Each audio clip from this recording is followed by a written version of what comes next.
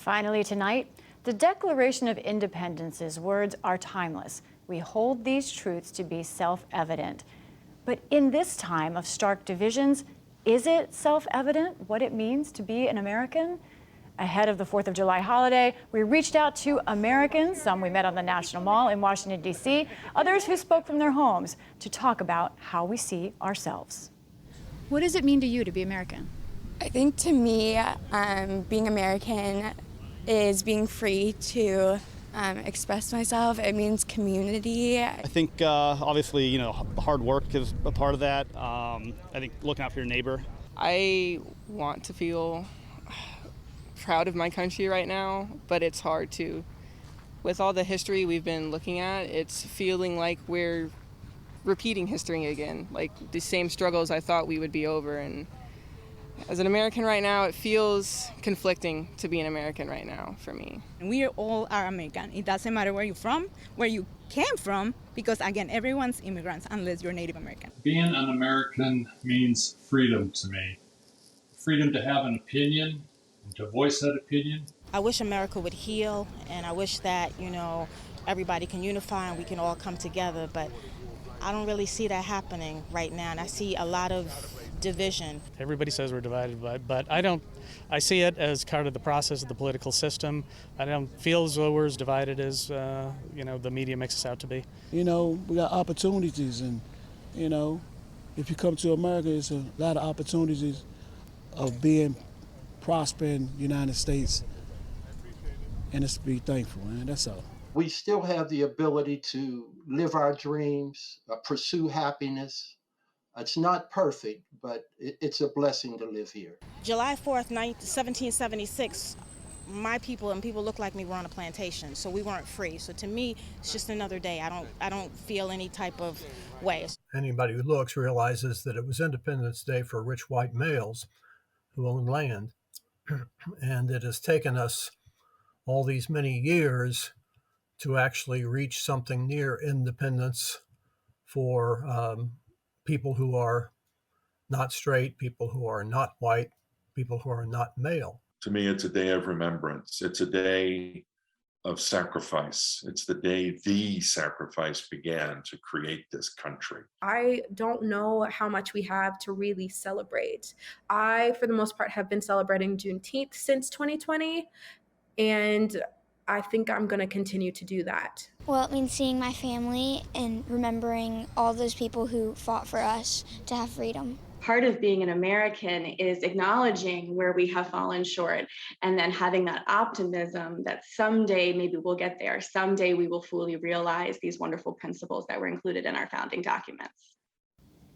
For more on what it means to be American, I'm joined by Eric Liu. He's the CEO of Citizen University, a nonprofit organization that teaches civic empowerment. And Sadia Khan, she's the host of Immigrantly. It's a weekly podcast that focuses on the experiences of people who immigrated to America. Thanks to you both for joining us. And Eric, let me start right off the top. You spend a lot of time having this conversation about what it means to be American.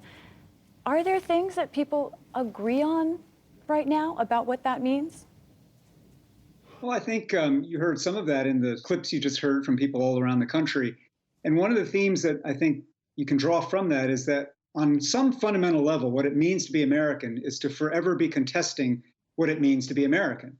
We are a country that is drawn not from a single bloodline, not from a single faith in a single God, not from a single history on a single piece of soil.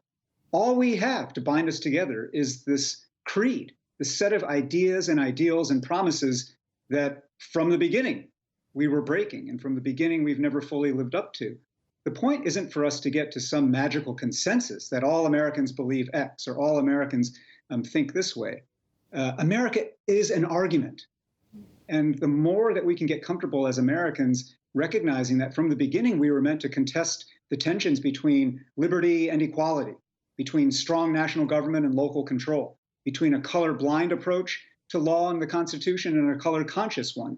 All these tensions are baked into our whole system. And even though our politics is toxically polarized right now, we don't need fewer arguments right now. We just need less stupid ones. Sadia, you chose to become an American, I'm wondering, what did that mean when you first became an American citizen, being an American, and what does it mean to you now?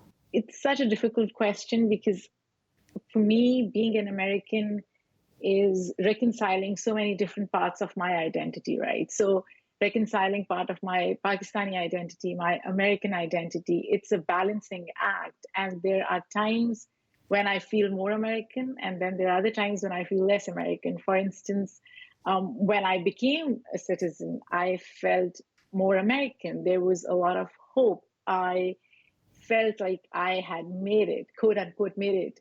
But now, almost 9 years after my citizenship, I feel less American because I see so many racial and socioeconomic inequities, and I see that in a way we are regressing, and that is hurtful and it's painful as a naturalized citizen. And I'm also trying to navigate my own place in America as a Muslim Pakistani American, first generation woman of color. And that's becoming harder now than it did, say, 10 years ago. I'm curious what you make of this idea of a conversation. If Eric is right that America is an argument, is that an argument that is worth having, or has the argument gone too far into conflict? Absolutely. I think it is worth having now more than ever before, because there are so many different narratives that we see, right? So people like myself, we have decided that we cannot sit on the sidelines anymore. And we are part of that political and social discourse. We are part of that argument. And to Eric's point, I totally agree, because I feel America is work in progress. So absolutely, yeah, we need to have more arguments than less. You know, America is changing. Our demographics are changing for sure. We're becoming more diverse. We also have a lot of disparity in this country too.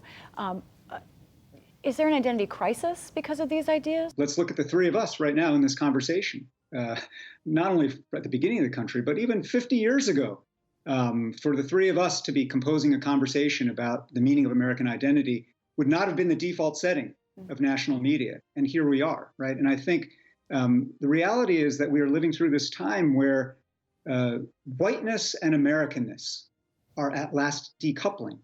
And people are scared of that in some ways. People are hopeful in other ways. But the thing that we are forced to reckon with right now is that we've got to come together to define a notion of Americanness that is not based on the default setting that to be American is to be white and to be American is to be male.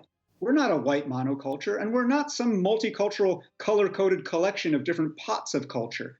We are a relentless hybrid-generating garden that is just yielding all kinds of ways of thinking, believing, praying, eating, imagining, creating, that the rest of the world hasn't yet contemplated. And that is our competitive advantage in the world right now. I'm the son of immigrants from China. And I will say very simply that as strong as China may be getting and as powerful as they may be, the United States retains a deep and enduring competitive advantage, which you can boil down this way. America makes Chinese Americans. China does not make American Chinese. China's not interested in trying to take people from other parts of the world, bring them in and integrate them and give them a chance. That is precisely what's happening here in the United States. And this combination of people like us right now and others who are trying to give new life to the ideas and the ideals of the American creed, that is the essence of both the challenge and the opportunity right now. Eric Liu, thank you so much. Sadia Khan, thank you too for having this conversation this holiday weekend. Thanks for having us. Thank you for having us.